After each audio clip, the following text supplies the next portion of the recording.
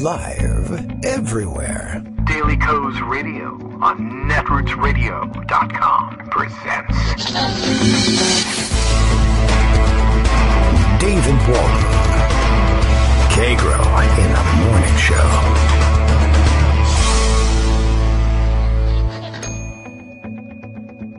Now, here's David Waldman.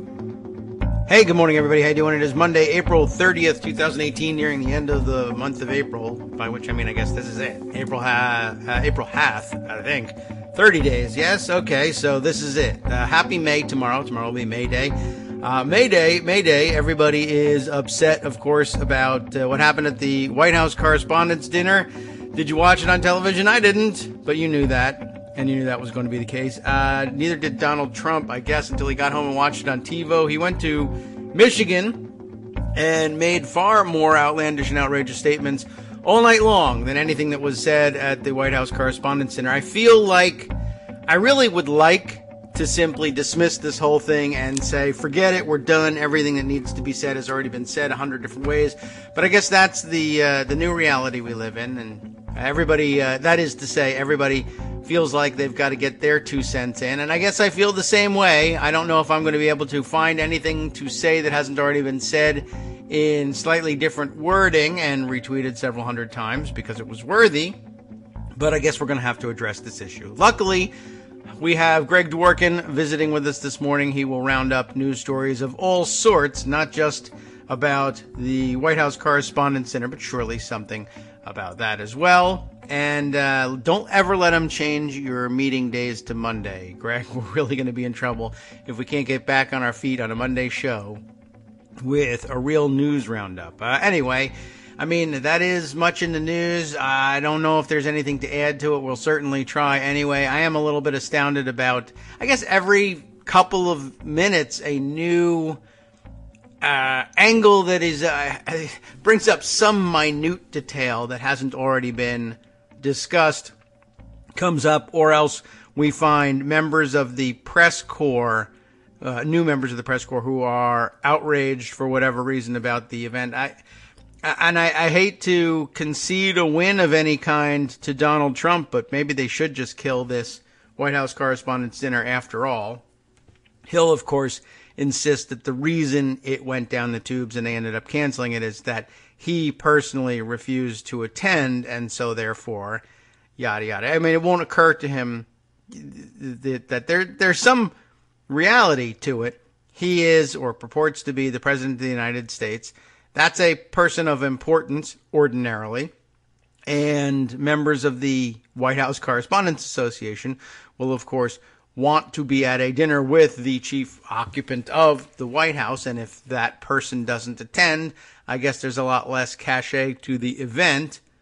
But he won't see it, of course, as the president withholding his approval from the event, and therefore the event losing its power and popularity. It will be Donald Trump, the personality. Had he lost the election and refused to attend, it also would have gone down the tubes, because he's Donald Trump. Magnetic personality. Anyway, I know that there's much more to discuss today, and something that I think deserves some more substantive attention. Well, there's a million different things that deserve some more substantive attention. There's a little bit more news on Ronnie Jackson. Might as well throw that one in there before Greg arrives, and we'll have a chance to discuss it when he does. Ronnie Jackson, of course, now out of the running for the VA spot, and some more news on the VA spot to share with you later on today. We've got a whole theme. We could, another stream of consciousness show.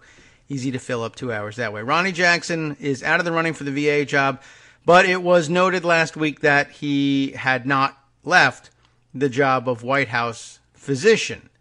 And apparently, that baffled everybody because of the nature of the allegations being made against him. And over the weekend, Republicans worked very hard to dismiss / undermine the allegations made about him, to the point where I don't even know where we stand with this stuff. But, Trump spent a good part of the weekend, including a good portion of his rally speech in Michigan, insisting that he knew things. I know some stuff about John Tester. He was mad at John Tester for taking the lead in bringing forth these allegations against Ronnie Jackson, although the nomination wouldn't have died if it wasn't for the fact that many, many Republicans were embarrassed by it too and refused to go forward with it and wanted it finished with.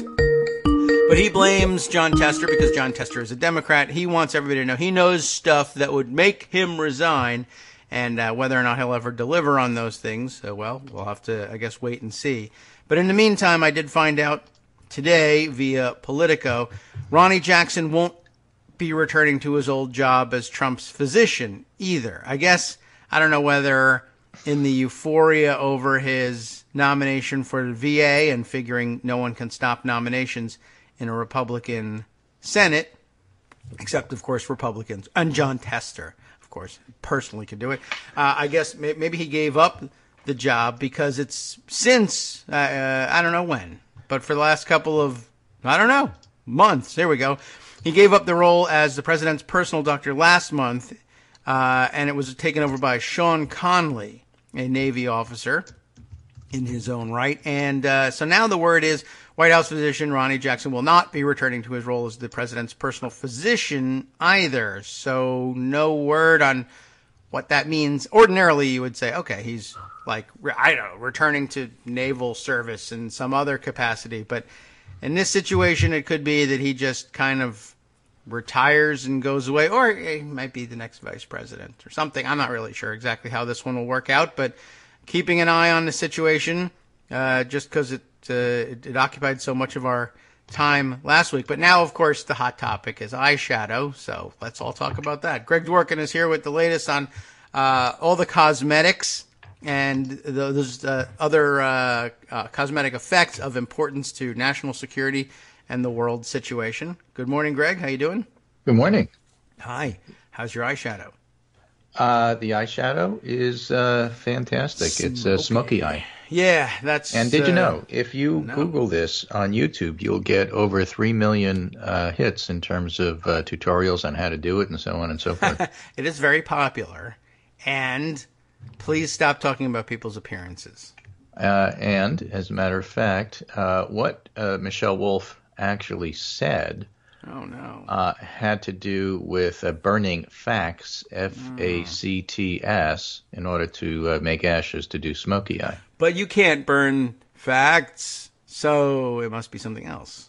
Right, and so people misheard that and then got all bent out of shape. It's really worth considering a couple of things. I mean, there's some great comments about this, but you can't help but be reminded of 2006 and Stephen Colbert taking it directly to George W. Bush over the Iraq War. He was in his,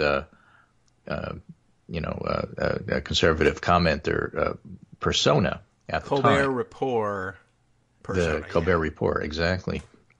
And there was a great column, great not in the way he intended it, but great in terms of all-time classic great by Richard Cohen about how Richard Cohen, was funny, and Stephen Colbert was not. And so it was terrible and rude, and it was going to be the disaster and the end of the White House Correspondents Association and the dinner, and of course would just hand a win to the Republicans in 2008 and a whole bunch of other stuff. So it's just, worthwhile to keep that in mind. There are some funny things, though, that people, and very true things that people have said about all of this. John Dingell said, how dare that comedian use humor to accurately highlight the completely ridiculous and sad reality in which we now live. Glad to see everybody's outrage is in the right place today. She commented about the water in Flint still being undrinkable, but nobody's talking about that. They're talking about smoky eye. Yes. Right? And Matt Schlapp was great on CNN. He said, journalists should not be the ones to say the president or his spokesperson is lying. Yeah, that was interesting for a number of reasons. I mean, okay, it's a comedian show, so what's your problem? Yeah, that part I don't understand. Right. Okay, so if that's true, you have no complaint because a journalist didn't say it. Of course, he complained it was awful. Then he left. He walked out, just like Mike Pence did at the football game. Yeah.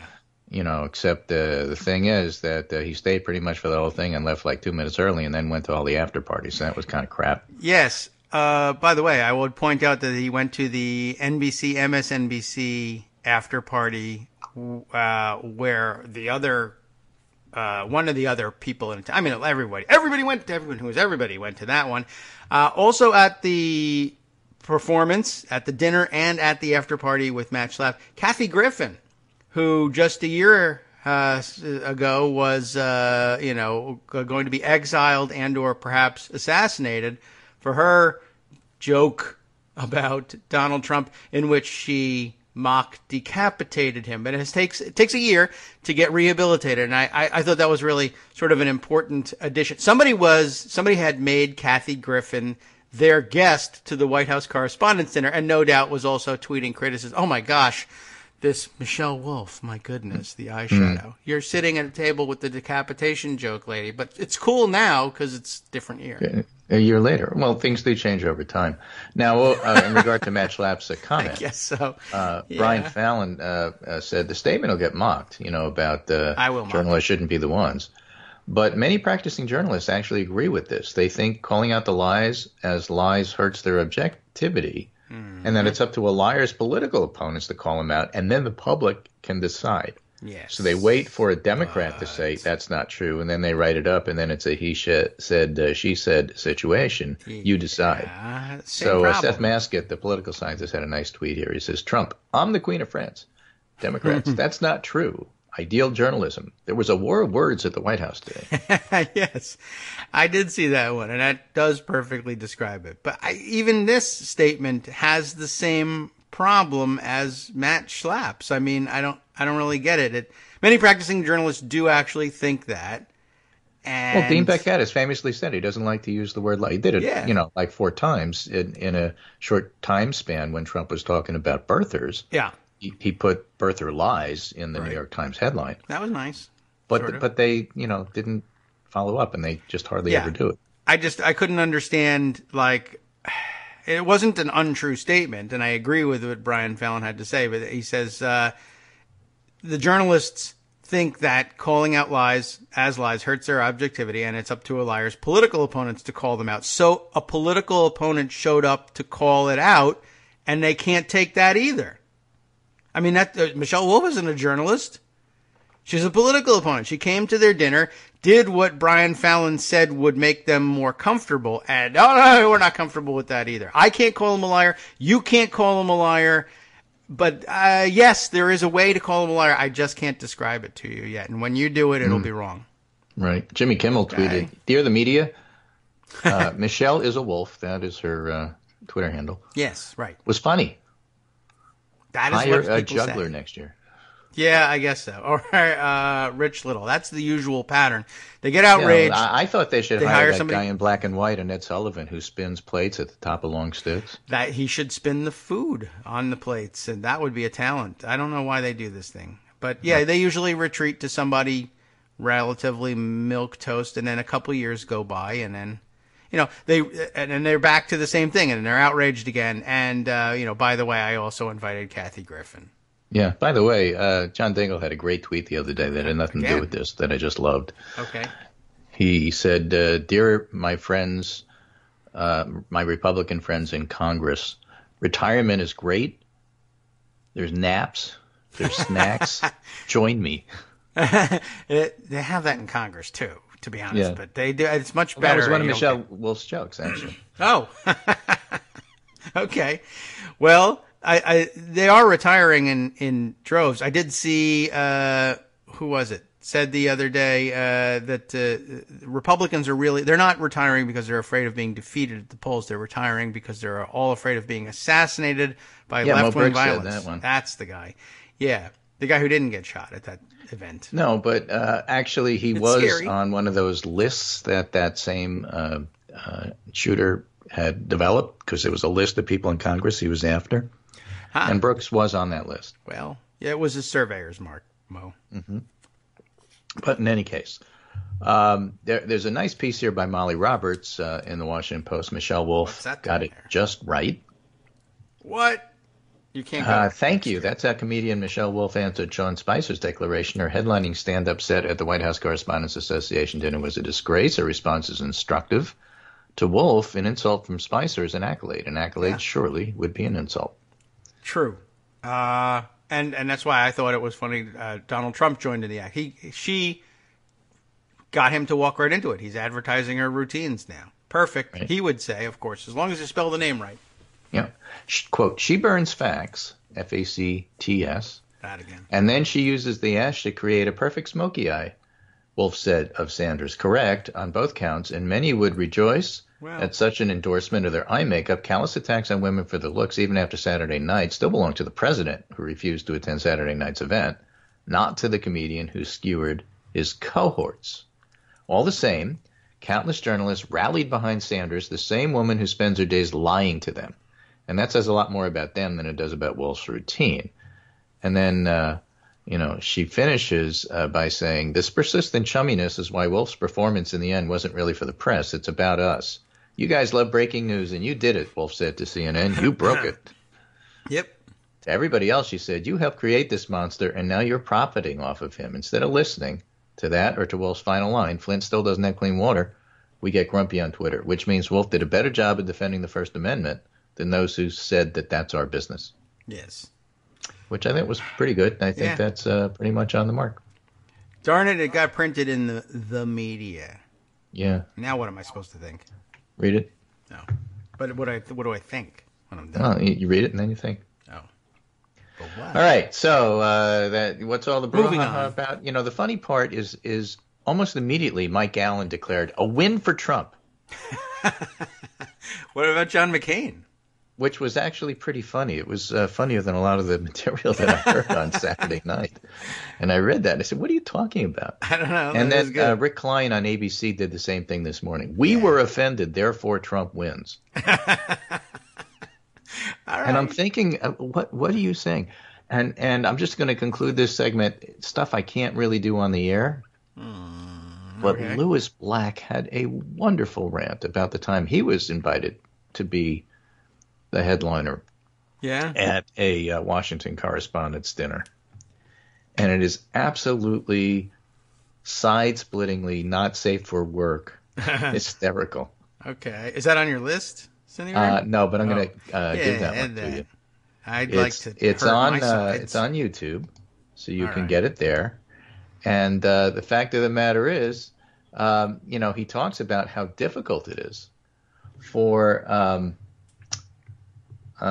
people in his profession, in his line of work, to do this sort of stuff. I mean, they hire you, he says, and then they tell you, oh, but don't use any bad words or bad language. Right.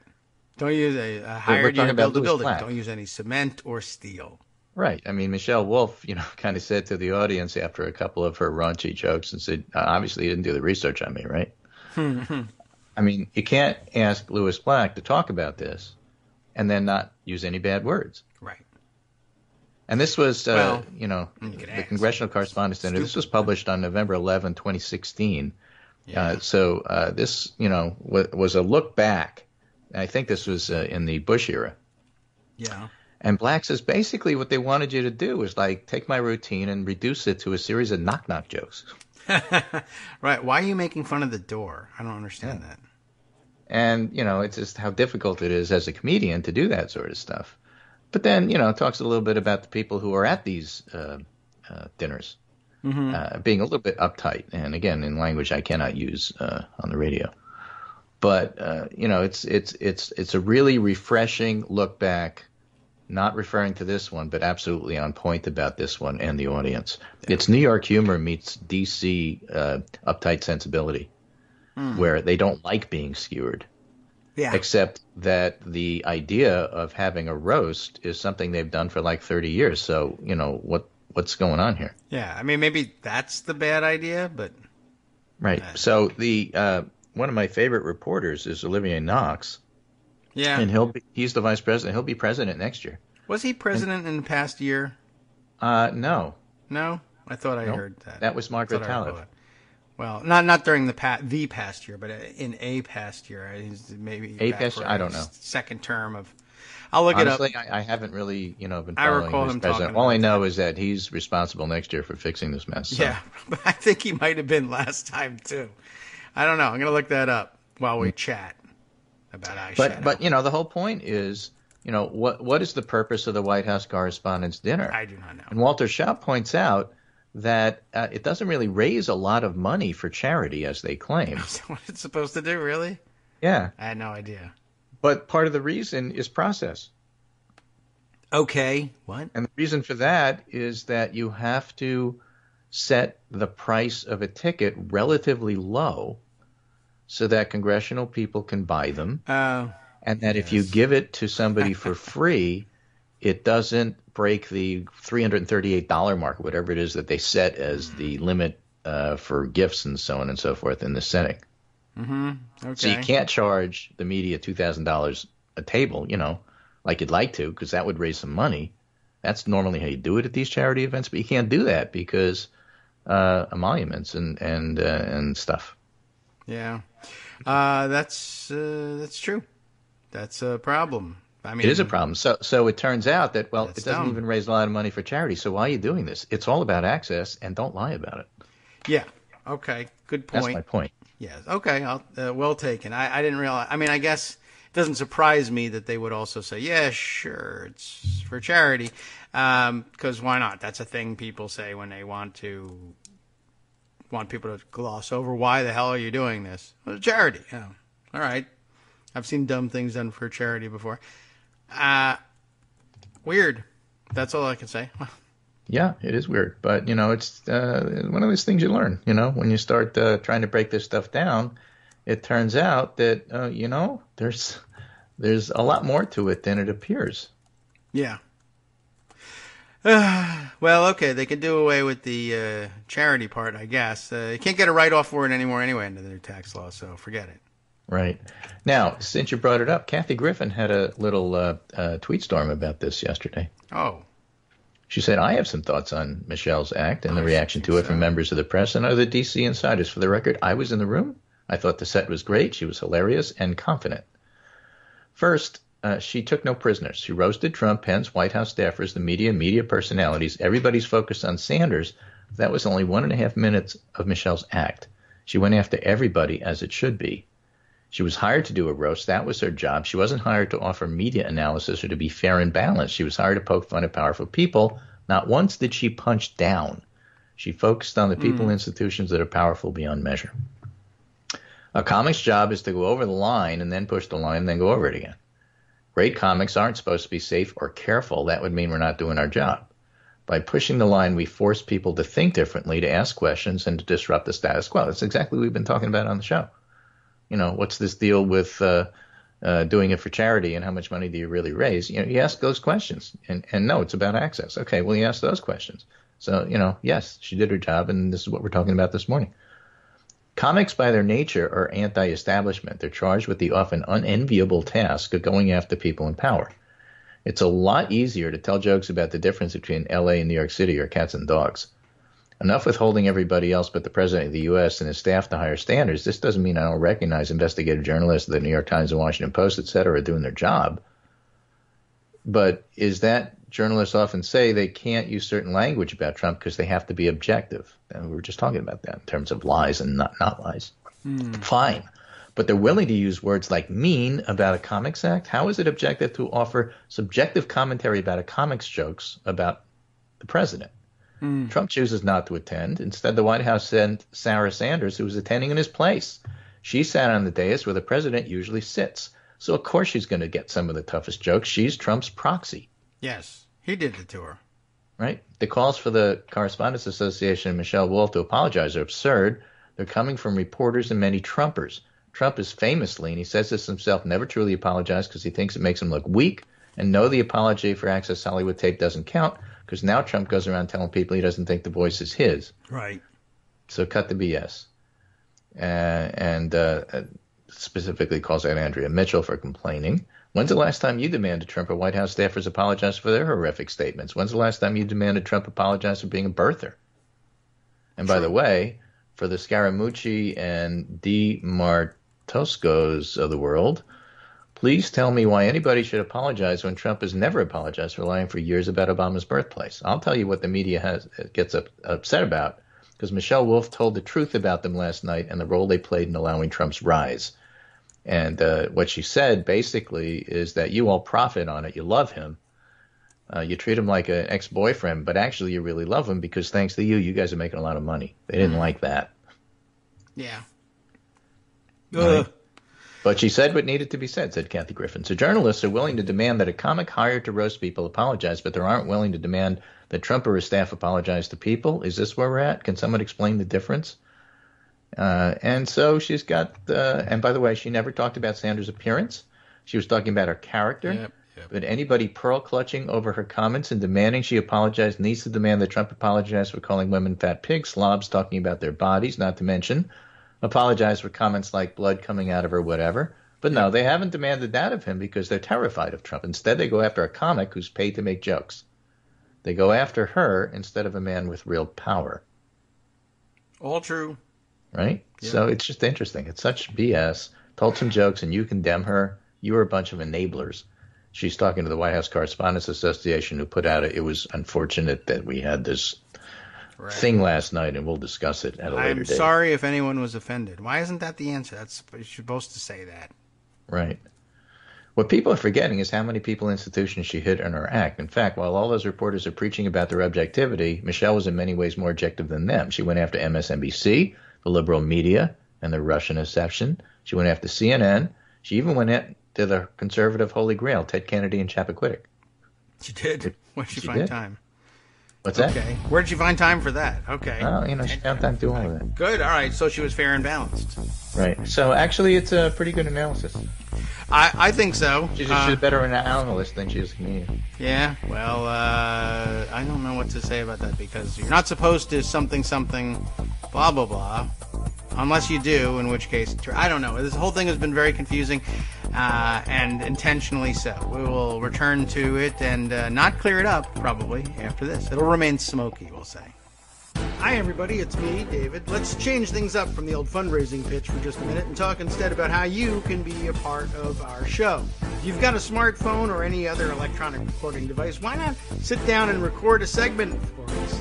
Read us an important article and give us your take. Read one of your own original essays, or even just give us your commentary on something you'd like to share that's important to you. Then send the file to me at kagrox@gmail.com, and I'll try and work it into the show.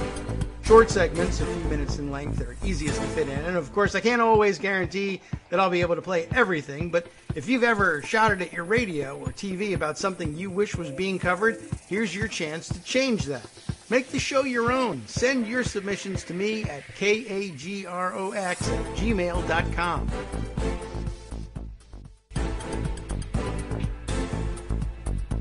Welcome back to the Kagro in the Morning Show here on Netroots Radio. Still here, still talking about smoky-eyed, or maybe not, because that's, of course, a terrible thing to say, maybe, about somebody. But Greg Dworkin is with us, rounding up the many, many commentaries on yes, that particular issue. There is more, I'm sure, somewhere. And if he hasn't got it, that's okay, because honestly, it's been 24 to 36 hours on it that I can't see any reason why not to do another 12, or at least 2. Why not? There was a great piece that I don't have at my fingertips I read the other day, which was talking about the fact that both Kellyanne Conway, who was the butt of some of those jokes, and Sarah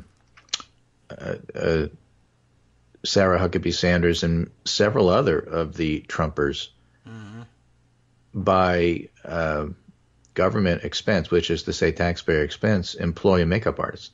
Yes, that's right. So the reason her smoky eye is perfect is because you pay for it. Right. I mean, so that's it. Well, you see, she said that her smoky eye was perfect. That's a compliment about her looks. If anything, it isn't even a comment about her looks. But if it was, it would be to say that they were perfect. Well, no, it isn't, because they hired somebody to do it. So really, you're taking it. All right, that might even be valid. She doesn't do it herself.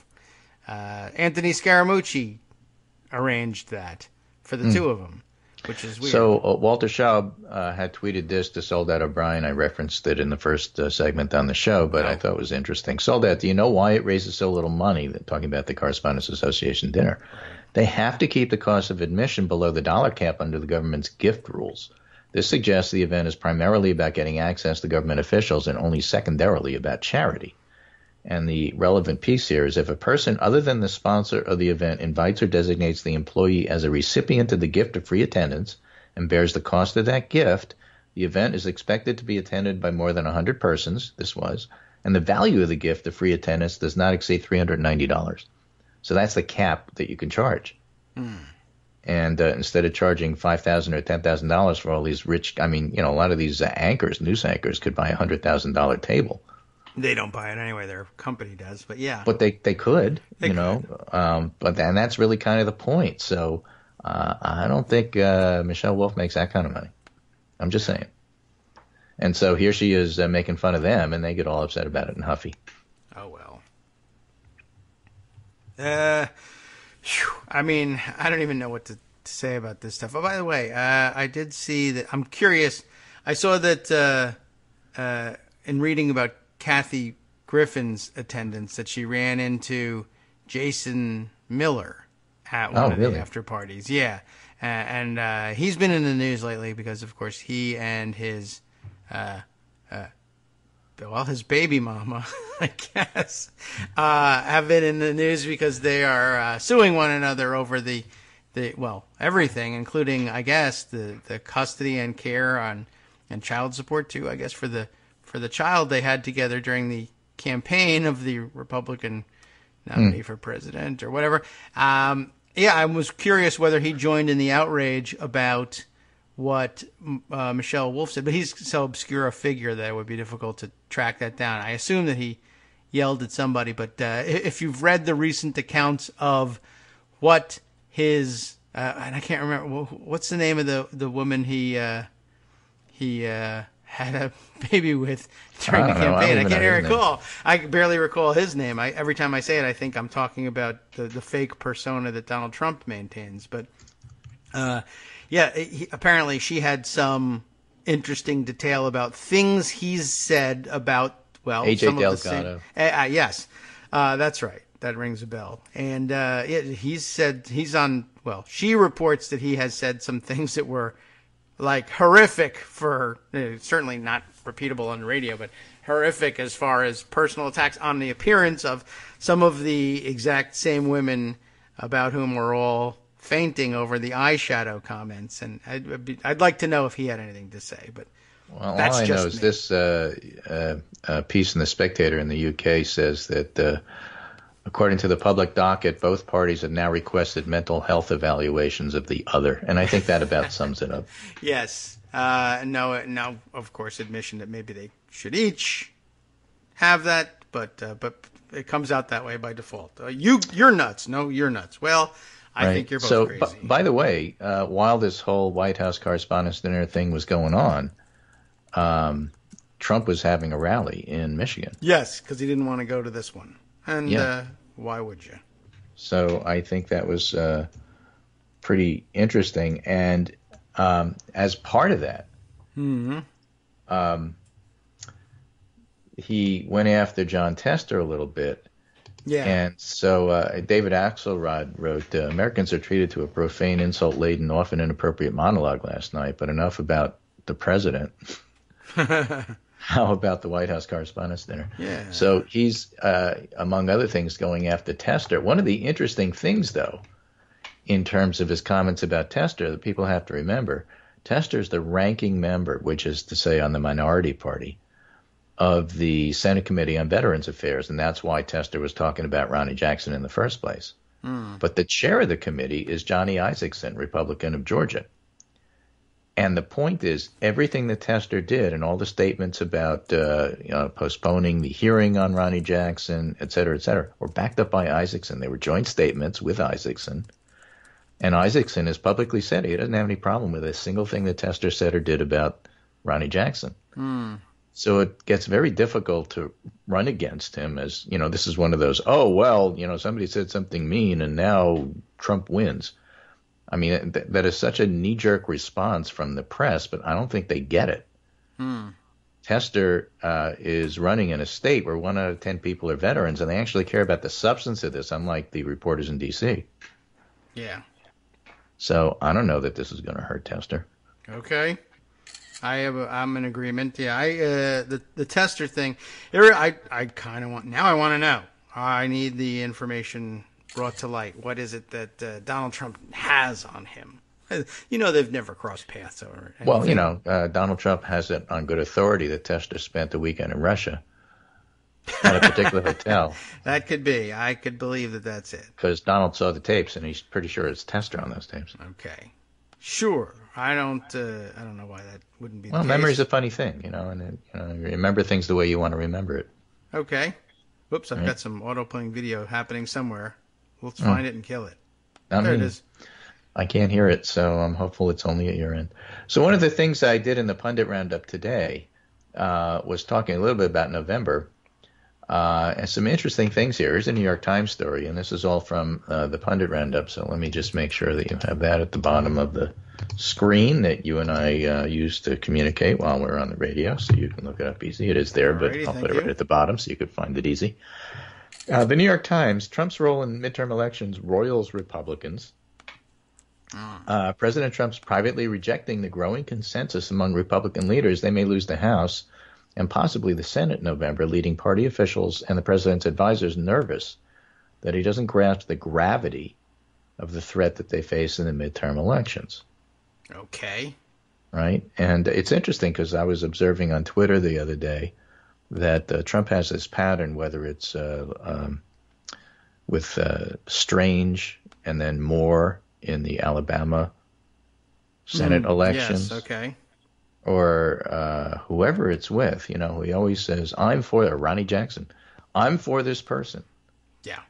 And then everybody says, yeah, okay, well, they're going to lose. And Trump says, well, I really didn't have anything to do with it. And then he thinks about it. And then he says, no, actually, I'm going to support them. I'm going to double down. I'm going to triple down on this. I'm going to make them win. And then they go on to lose even more. And then he says, well, it's Hillary's fault. Lock her up. I mean, this is his whole pattern on dealing with things that don't go his way. And what's interesting in that sequence is the part where he says, okay, I'm losing. Okay, I'm going to make sure I don't lose. And then having difficulty with it when, in fact, he loses even more. So here are these Republican advisors telling Trump, you're not doing well. We're not doing well. We're having problems, and a lot of the problems are due to you, sir. Yes. And the Times goes on to say, if Mr. McConnell's warning wasn't clear enough, Mark Short, the White House legislative liaison, used the dinner to offer an even starker assessment. The GOP's House majority is all but doomed, he said. But Mr. Trump was not moved. That's not going to happen. It's hard to move that guy. Yeah. The disconnect between the president, a political novice whose confidence in his instincts was grandly rewarded in 2016, thanks to the Russians and Comey, which he didn't count on, and more traditional party leaders demonstrates the depth of the Republicans' challenges in what is likely to be a punishing campaign year. And my point that I made on the Pundit Roundup is that it's getting so obvious, even Republicans acknowledge it, which isn't complacency. It isn't a guarantee. It's only a 60-40 chance. That means that 2 out of 5 times we lose. So there's a lot of work still to be done. And that's about the odds that Trump had when he won in 2016, which is why he doesn't understand that he's behind. But it's quite interesting that the field is expanding. Paul Kane writes in the Washington Post, the Democrats are looking at suburban districts, but now they're glancing toward rural ones too. Yes. And they talk about the fact that their initial idea was forget the rurals, let's just concentrate on suburban and urban. But it turns out that in 2018, the field is dramatically larger than anybody could have guessed last year, and including on some more rural spots that they once thought of ceding to Republicans. And that's why you look at Pennsylvania 18, where the Democrats won, Conor Lamb won, and Arizona 8, where there was a very narrow 5-point loss in what should have been a blowout for Republicans. And remember Dave Wasserman's observation about Arizona 8. There are 147 districts that are more Democrat and less Republican than Arizona 8. So a 5-point loss there would have translated to big wins in a lot of different places. Okay. And then Steve Cavendish, who is a local reporter, writing about Tennessee. And he says, to understand how Phil Bredesen, the former Democratic governor of Tennessee, has a chance of winning this year's race to replace Bob Corker. And remember, Corker all but endorsed him. As the junior senator from this deep red state, It helps to know a story making the rounds in Nashville about his likely Republican opponent, Representative Marsha Blackburn. After returning from a 1995 trip to Los Angeles to drum up support for the Tennessee film industry, Ms. Blackburn, the executive director of the state's Film, Entertainment, and Music Commission, submitted her expense receipts to the office of the Republican Governor Don Sundquist. The office sent them back, saying that a limousine was inappropriate for a state official. Okay. Ms. Blackburn said she didn't hire a limo but paid the charges, and then sent the receipt on fire, sent the ashes to her superiors with a note, copy of LA expense report as requested. Ashes? That's horrible. How dare she make fun of Sarah Sanders' appearance? Right? And then disgusting. She should be lynched. My God. Cavendish adds, the story would remain a fun bit of political lore except for one detail. Today those ashes are in the care of the Bredesen staffer. Somebody in Mr. Sundquist's circle saved them, waiting for a chance to pass them along to the right person with a pointed message. There are a lot of Republicans waiting to see Marsha Blackburn fail. All right. Excellent. I thought that was a pretty good story. Give them to Michelle Wolf. Yep. Well, that is pretty good, and of course, I'm playing the part of a Republican at the moment. Ashes were brought up, and so therefore, that's what this is clearly about. There's any hook you can get. So, but that's pretty interesting. I joined the ranks not of Republicans necessarily, but of people waiting for Marsha Blackburn to be gone. That's interesting. I didn't know where she came from. Yeah. Well, she comes from Middle Tennessee. East Tennessee tends to be pragmatic conservative, and Middle Tennessee tends to be nutcase country, I guess. I guess so. East Tennessee would have Ubered, but there was no Uber at the time. Gabe Ortiz notes that at this rally that Trump had in Michigan, Trump supporters booed at the mere mention of Latinos. And he, of course, said nothing to stop them. Yeah. But, I'm hearing a comic was the one who was lacking civility. Right. That was, he said a lot of things, which was great. Daniel Dale, of course, on hand for that one, or at least watching that one, and documented it beautifully. He's on vacation this week. I don't know what we're going to do. Well, there's others who will slip in and do the same thing. He's the only one. There's Public Opinion Quarterly out. It's a special issue, and the issue's free. At least a lot of the stories in it are free, and this is a good one. You better not charge me to look at what public opinion is. Yeah. Mobilizing Sexism, the Interaction of Emotion and Gender Attitudes in the 2016 U.S. Presidential Election. Okay, I'll pay for that. Okay. Yeah. So the idea was that sexism played an outsized role in 2016 compared to other elections, if you look at polling and survey reports. And they make the observation that anger versus fear matters in a lot of ways. Okay. That if you're fearful, you tend not to play sexism up, but if you're angry, sexism jumps to the top in terms of what really, really matters. Or as they put it, fear sharply reduced sexism's impact on support for Trump relative to those who experienced anger. Further, anger powerfully mobilized sexists, a group that normally would be likely to stay home. These results illuminate the role that emotional undercurrents play in catalyzing group-based predispositions into politics. Now, one might argue that calling people deplorable isn't necessarily the best political move, even if it's completely true. It might turn out to be a Kinsley gaffe. Okay. It could be argued. Right? There's no question that those folks are deplorable. That's not up for discussion. Right. The question is, should you say it in the middle of an election? They have perfect smoky eyes, we could say. Well, you should do a lot of analogies. I mean, it's, again, you've heard this theme before. Talk to your base, persuade the persuadables, and don't poke their base in the eye with a hot stick just to get them revved up. And that's what the deplorable comment really did. And they say in the article, as for why sexist attitudes came to be so important in 2016, our argument revolves centrally around the reactions Trump supporters had not only to Clinton's gender and outspoken feminism, but also to Trump's sexist comments and behavior before and during the campaign. While sexism is only one of many forces to be considered, it's a powerful one without recent historical precedent. Trump's campaign rhetoric often focused explicitly on ethnic and religious minorities and getting tough on the nation's enemies, and that clearly played to the authoritarian sentiments. At the same time, voters also heard a softer but perhaps even more persuasive tune. The first strongly feminist-minded woman to run for president on a major party ticket was met with a great deal of angry rhetoric. These emotional dynamics may not only have helped convince people most hostile to the feminist project that Trump was their candidate, but also to drive that same group to the polls. So he really flushed out of the woodwork all the deplorables by the way he acted. And then calling them out on it probably didn't help. Well, yeah, maybe not. But I don't know. But, I don't know what else to say. She was Poke you in right. the eye, eyeshadow, you're horrible. I think is the way that chain works. Right. You should never work in this industry again. Okay. Other interesting little tidbits in the news before I go. Meet the little-known big fish megadonor setting the tone for GOP primary races. Behind just about every divisive Senate Republican primary this year, an amiable Midwestern businessman is bankrolling the candidate who claims to be the most hard-charging anti-establishment conservative in the race. His name is Richard Uihlein, Uihlein, a wealthy shipping supplies magnate from Illinois who shuns the spotlight, but he's one of the most powerful and disruptive GOP donors in the country.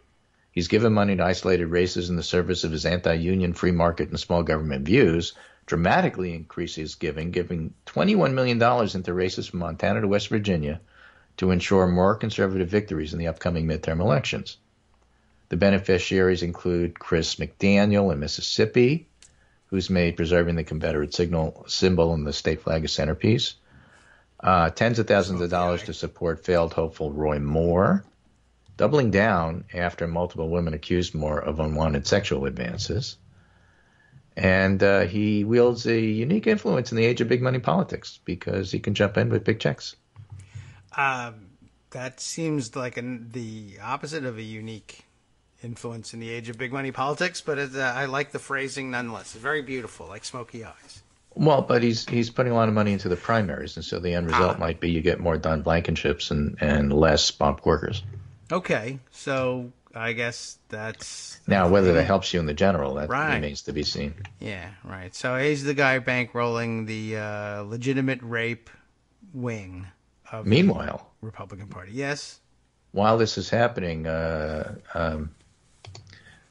Jamel Bowie points out that he's got this thesis here that the post-millennial conservatives are just going to become more and more outright white supremacists.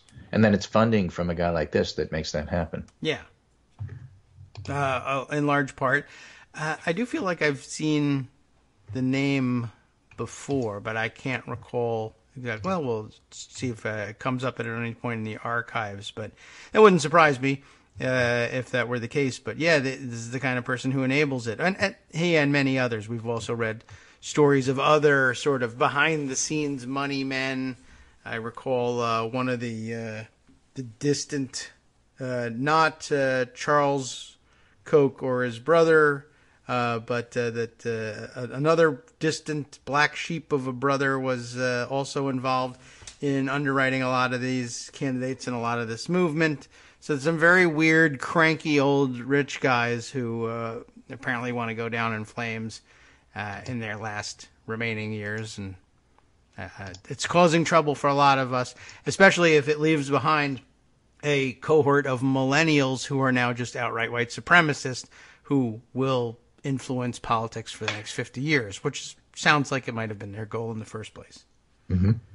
And then last piece I'll give you before I go is Matt Iglesias turning a simple tweet, or at least the contents of what ought to be a tweet, into a full-blown article. It's called Democrats' 2018 Impeachment Dilemma Explained. Oh, good. I'm glad it's explained. Right? Because Vox. It's and he talks about the fact that polling doesn't necessarily support impeachment right now, and that the fact of the matter is you can't impeach anybody without Republicans.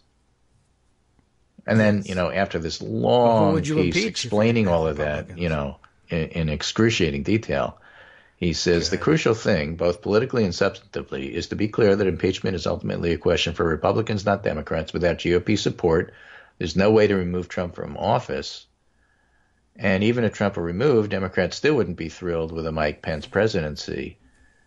And then the last line is really what the tweet should have been, because it's really the whole article here. Okay. What a Democratic majority can do, and what the current GOP majority has refused to do, is ensure meaningful oversight.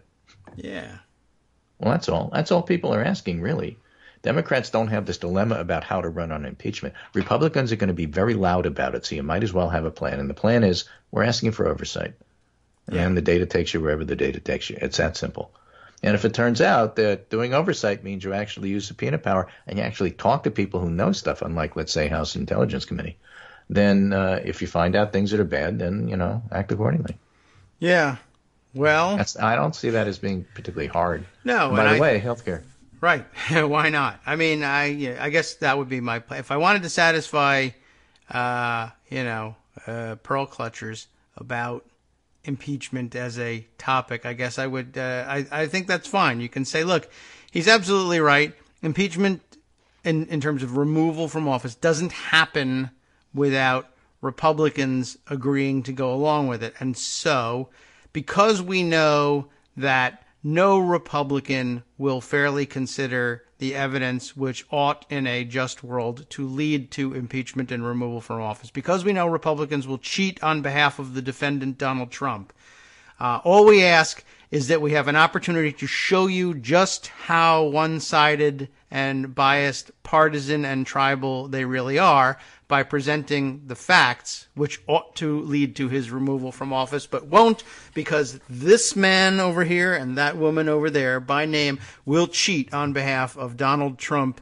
and his empire of thievery and treason. Thank you. Moving on. Yeah. Also healthcare.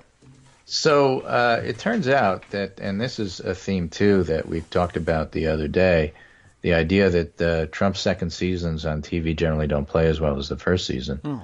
And this is a comment from the Washington Post in terms of covering that rally in Michigan. It says, less than 20 minutes into the speech, as Trump jumped from assailing former FBI Director James Comey to the European Union in a speech that appeared largely unscripted, some in the mostly white and older crowd headed for the exits. It took about 20 minutes of it, got to hear him. They started to leave. Yeah. Mercedes Schlapp, the anti-elitist Mercedes Schlapp. So, I've seen articles claiming that the thing about polling this year is that people are so polarized already. It's hard to move. Democrats think what they think. Republicans think what they think. They're not budging. Yeah. And therefore, because the polls are stable, maybe they do tell us what's going to happen in the fall. Okay. And with that, I'll leave you, but I'm going to give you one article here. Maybe you want to look at it after the break. It's called Actually Guns Do Kill People by Mike Consell, talking about the fact that concealed carry actually hurts states that pass it. Okay, yes. Well, it hurts the people who make up that state anyway. Especially. Hurts them in a big way. Right. So with that, that's my summary for today. A lot of much ado about nothing at the White House Correspondents' Dinner, but I think that the way that the press itself reacts is very instructive. I don't really care what Trump supporters say or think. Oh, no. But how the correspondents themselves, many of whom, make large salaries and are very comfortable and don't like being skewered themselves, quite interesting. Yeah. And with that, I recommend the Lewis Black rant when you have a chance. It's Excellent. On YouTube. And take care, and I'll talk to you on Wednesday. Okay, very good. Greg, thanks so much. Oh, I have a story I'll save for you for Wednesday. Oh? Yes. Well, you know what? No. I'm going to continue on with it nonetheless. You'll have to listen to the show, and then we'll discuss it perhaps a little bit. Man, you're going to make me listen to the show? That is so cruel. I'm reporting you to the White House Correspondents Association. All right. Well, I'll keep a smoky eye out for it. Yeah, he made me listen. Take care. Thank you. You do the same, and I will guarantee that you do the same by listening to the next segment. We'll just do it right now, even though we're running up against the time for our second break. And I feel like I have some odd static going on in the background, although maybe I'm picking up something all right. Well, anyway, here's oh, look at this. Maybe the static is my computer slowing to a crawl once again. The story I wanted to bring up had to do with doctors and doctoring and doctorisms of all sorts. This one brought to my attention this morning by Politico, and if I can find the actual tweet that brought it to mind. Yes, it was SV Date tweeting this Politico story. And it's not the one about Ronnie Jackson, who is a doctor, and it was interesting, and I am curious to know what he's going to do next and what it means for his career. But instead, all right, let me see if I can bring it up on the big desktop instead, since, this thing is slowing down to a crawl. Maybe I need to bring the laptop in for refurbishment once again and or replace it. Oh, boy. Just what we needed to have happen. All right. I know I have the story in pocket, so eventually I'll get to it, and the clock winding down now. So, all right, here we go. All right, so the SV Date tweet I don't have ready at my fingertips because of the delay, but the story he was pointing to is this one from Politico by Arthur Allen. Who the hell is this person? Not Arthur Allen. Arthur Allen is a writer for Politico. We know who this, but who the hell is this other person about whom we are going to be reporting? Trump's Mar-a-Lago pal stymies VA project. And here's an interesting twist on things. The intercession of a well-connected Florida doctor infuriated those overseeing the $16 billion contract. That is the subheader of the piece. Essentially, it was now SV Dante's tweet about it really summed things up perfectly by saying, by shortening the story to one sentence, that essentially a Mar-a-Lago social pal of Donald Trump's was able to insert himself into the middle of deliberations about a very big and very important Veterans Affairs Department project to modernize, I guess, electronic record keeping inside the VA, and that then VA Secretary David Shulkin included essentially this incredible intrusion and frustration with the process that had been thrown into disarray by a friend from Mar-a-Lago whispering in the president's ear about, included this among the frustrations that eventually drove him from office. So we'll pick up on this story and talk about a little bit about what it means after this break.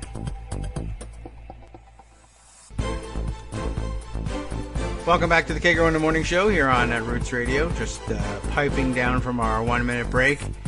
Still waiting for the turbocharger to kick in here on the laptop, but I can get right to the story instead on an alternative screen here. It'll be some time before I'll include for you SV Date's very pithy tweet about things that kicked off this story in today's roundup and get to the reporting from Politico instead. Here's the deal. The story is about about two particular pals of Donald Trump's who I guess hang out with him at Mar-a-Lago / Pervalago. A West Palm Beach doctor's ties to Donald Trump's Mar-a-Lago social circle have enabled him to hold up the biggest health information technology project in history. How do you like that? The transformation of the VA's digital records system. And the reason, of course, I bring this up in the context of talking to Greg about it, even though he's not here anymore, but this is why I wanted him to listen to it. I'm curious whether, there would be a comment or two from a sympathetic doctor who would say, oh, yeah, that system does kind of suck a little bit. Or maybe not. Or maybe it's no worse than any other one. Or I don't use that one. I have no idea. But it brought to mind a number of discussions we've had in the past about electronic record keeping in the hospitals. So here's the deal. Here's the mystery dude. Dr. Bruce Moskowitz. Okay. What do we know about Dr. Bruce Moskowitz? Nothing. An internist and friend of Trump confidant. How do you like the way that's put? Ike Perlmutter, who advises the president informally on that is to say veterans, issues, objected to the $16 billion Department of Veterans Affairs project because he doesn't like the Cerner Corporation software that he uses at 2 Florida hospitals, according to 4 former and current senior VA officials. Cerner technology is a cornerstone of the VA project. Now, I'll just read on because some of the explanation that you need to know about who these people are is coming right up. With the White House's approval, Moskowitz has been on 2 or 3 monthly calls since November with the contracting team responsible for implementing the 10-year project, according to 2 former senior VA officials. Perlmutter, the Marvel Entertainment chairman, has also been on some of the calls, they said. That's right, the guy who is the head of Marvel Comics Entertainment is on the calls about veterans issues because, he's kind of passionate about veterans issues. So, whatever. Is he a veteran? Yeah, maybe. Yes. Veteran of the United States. Oh, no. Are United States Armed Forces? No. No. Veteran of another country's armed forces? Yes. Now, don't freak out. It's not Russia.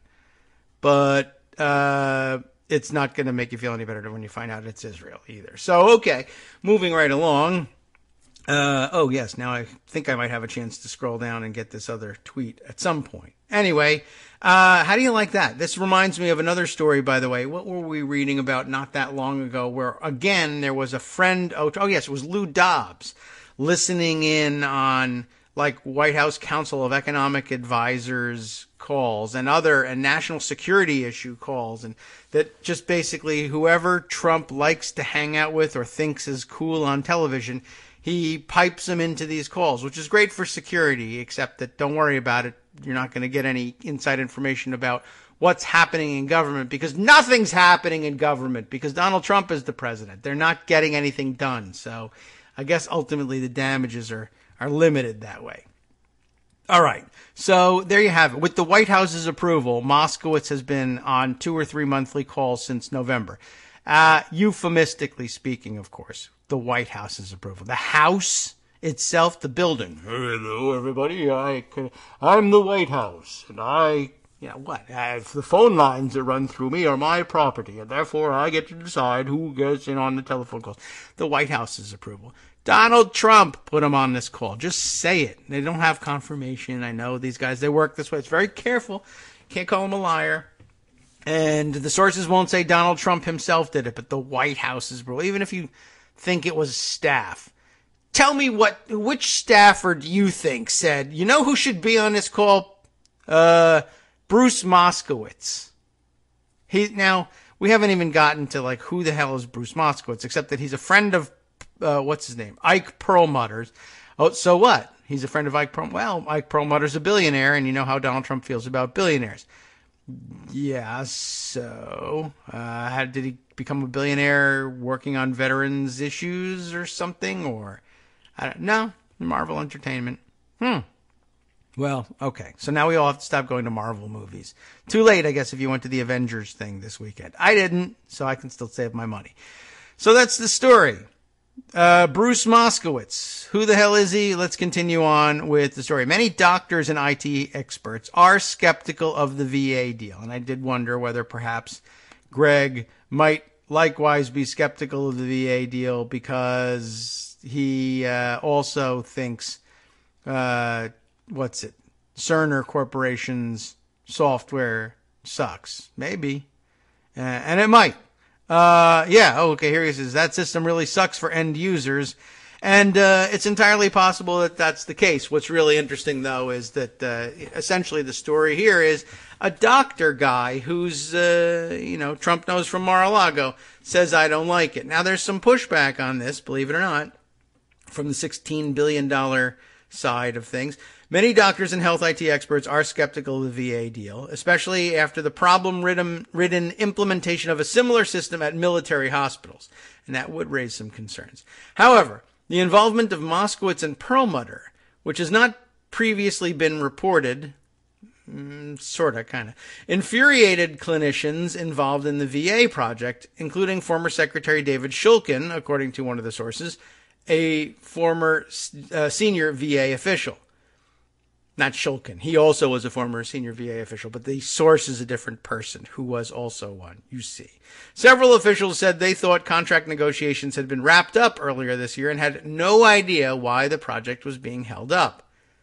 Shulkin would say, who the hell is this person who practices medicine in Florida and has never run a healthcare system?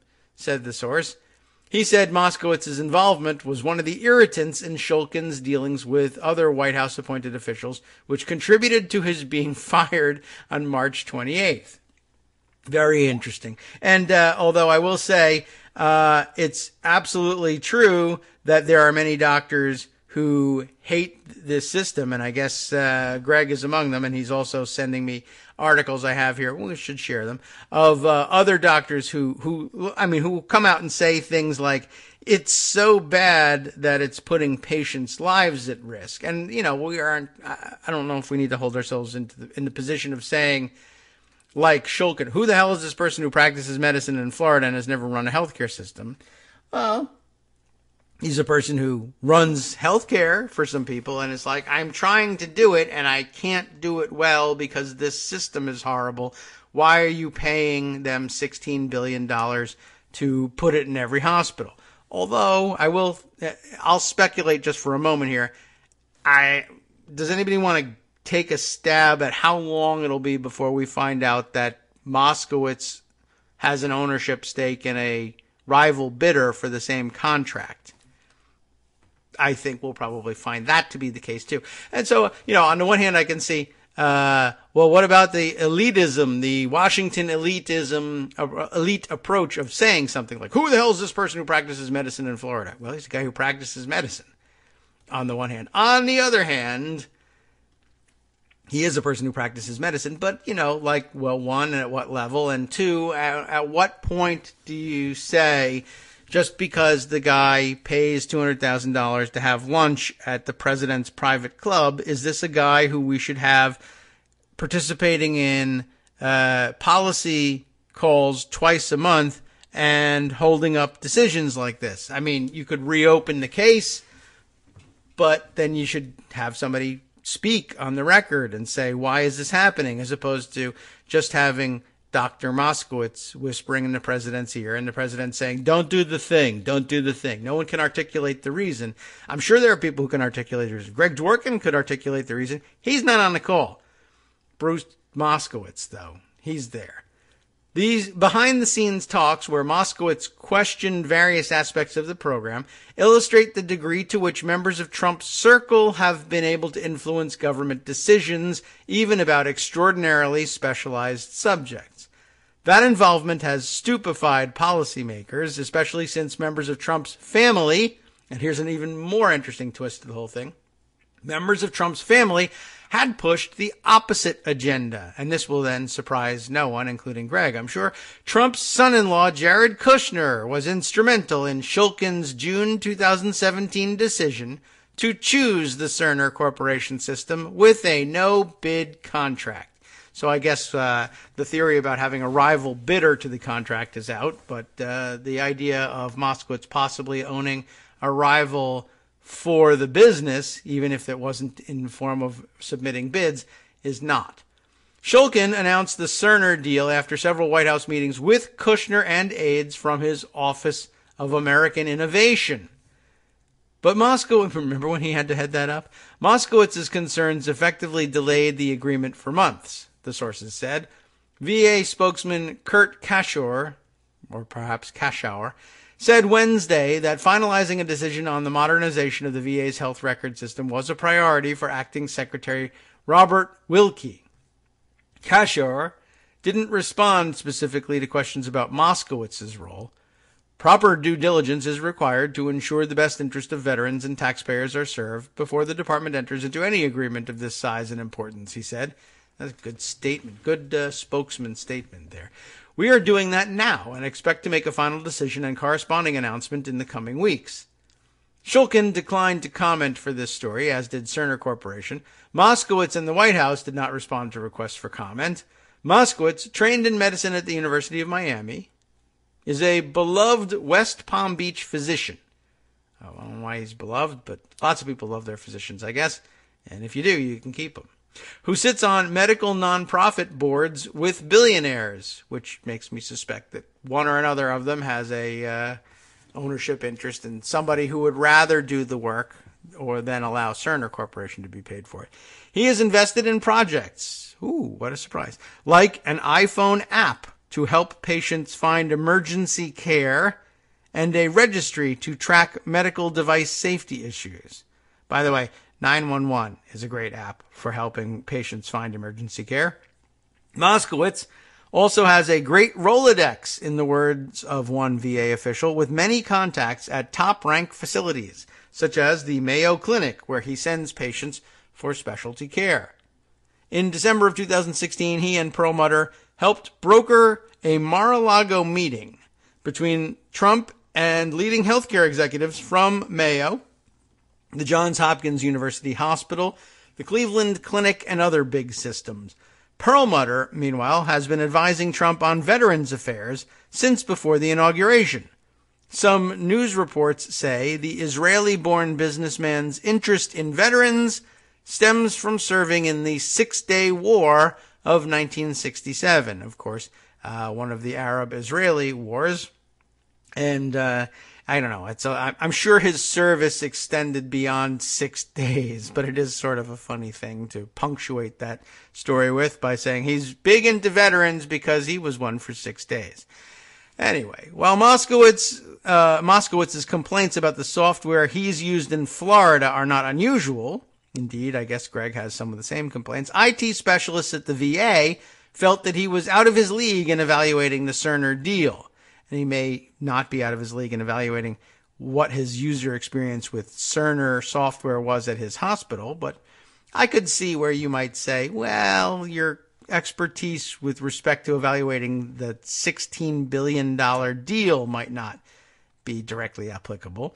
After listening to his complaints, a team of investigators from VA's Office of Information and Technology looked into the Cerner system that Moskowitz uses at 2 Tenet Corporation hospitals in Florida and found that it was out of date, 2 sources said. A little bit more detail now emerging.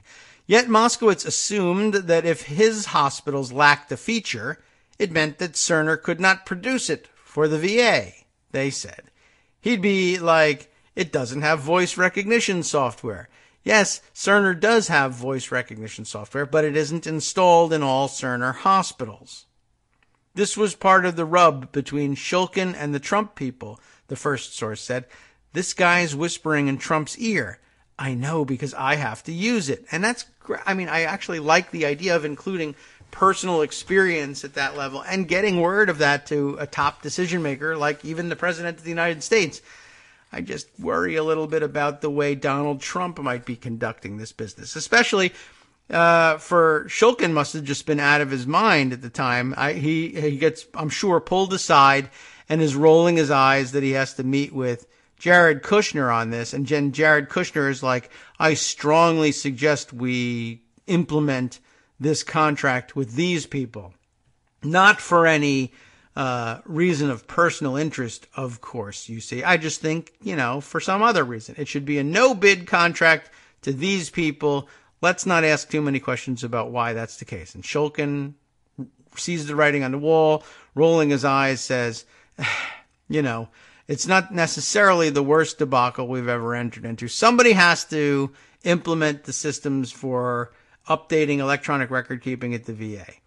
Cerner is one actor in the market, and they have their problems. Bring me any other actor in the market, and others will come out of the woodwork with problems about those systems too. But whatever, I can see the writing on the wall. The corrupt bastard Jared Kushner, working for the corrupt bastard father-in-law Donald Trump, wants this to happen because I don't know whether Cerner Corporation is named after a Mr. Cerner or not, but maybe he's a member of Mar-a-Lago too, or whatever, or the board members or shareholders are friends or are Kushners or whatever, and fine, they're going to get the contract. And then, left hand not knowing what the right hand is doing, all of a sudden the president is leaning on you again. Remember when I told you to listen to Jared and get that Cerner Corporation stuff installed? Yes, sir, I do remember. Oh, that's good, because I don't remember it. Because right now I want you to not install the Cerner thing because a friend of mine who I had lunch with at Mar-a-Lago says he doesn't like it. All right.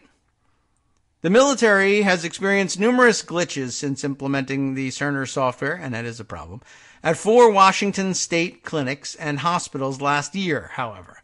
At a hearing Thursday, Democratic Senator Patty Murray said these problems have had a significant morale impact on the practitioners in my state, not to mention serious concerns about putting patients' lives at risk.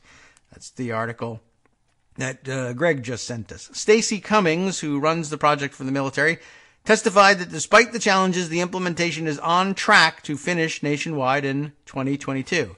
It sucks, but who cares? We're finishing it soon. That's government for you. The VA is moving forward with its plan to use the same Cerner system, as far as I know, she added. Many healthcare and technology leaders view the combined VA-DoD Cerner project as a crucible for the future of computerized healthcare in the United States. That would be, of course, computerized health records, really. It's not you're not getting a holographic doctor. Kushner hosted at least 4 White House meetings from December through February at which the project was central to discussions. VA officials were aware of the potential pitfalls. Last fall, Shulkin postponed signing the final agreement while seeking assurance that the Cerner software could enable health data exchange with private sector doctors who see veterans. But the contract appeared to be back on track in January after delivery of an independent report Shulkin commissioned to review the issue. I thought it was going to be done a few days after that, said a congressional source who tracks the deal. Now it looks like there isn't any tangible path forward. In a related move, an individual with ties to Trump-appointed VA officials said last week that an inspector general's report had been opened into the Cerner sole source purchase. Several IT experts consulted on this story said they thought the Cerner deal eventually would go through. Most said it would not be realistic to expect officials to renegotiate the contract or ditch it to stay with the VA's internal software system. We just had to make the Mar-a-Lago guys comfortable with the deal, said a current VA official. They have someone's ear. Someone's ear is being had in a passive voice at Mar-a-Lago.